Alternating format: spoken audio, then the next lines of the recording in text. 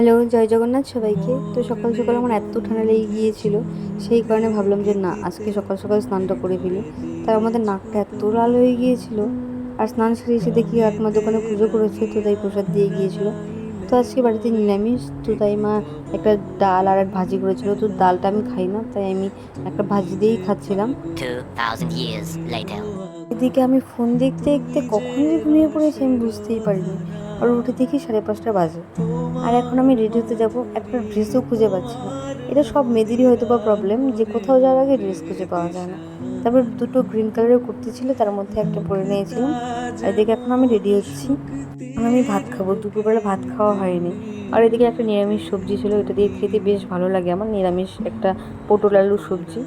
এখন যাবো রথের দড়ি টানতে, কিন্তু আমরা রাস্তা থেকে দেখতে পাচ্ছি যে রথের দড়ি টানা শেষ, রথ দাঁড়িয়ে আছে। তো তারপরে আর কি করব, তো সেখান থেকে একটু প্রসাদ নিয়ে নিয়েছিলাম, প্রসাদ খাচ্ছিলাম। তো আমাদের এত কপাল ভালো, আর আমি নিজেকে এত ব্লেসড মনে করছিলাম। একটা রথ আসছিল আমাদের দিকে, তো সেই রথের দড়ি পরে টানতে পেরেছি। আর এই দড়িটার নাম কি, তোমরা কারা কারা জানো অবশ্যই কমেন্ট সেকশনে জানিও। আর এদিকে আমাদের এখানে ছোট্ট একটা মেলা হয়, আর আমার বোন এত জেদ, এই মেলা থেকে এটা না নিয়ে বাড়িতে যাবে না। তো তারপরে মা কিনে দিয়েছিল। আর এদিকে দেখো, এই গাড়িতে তুলবে আমাকে জোর করে, তো দোকানদার এত রোস্ট করে দিয়েছিল আমাদের, কি বলবো। তারপর রাখি দিয়ে টাটা করে দিল, ও বাড়ি যাচ্ছিলো, যেহেতু প্রসাদ খেতে যাবে বলছিল আমাকে।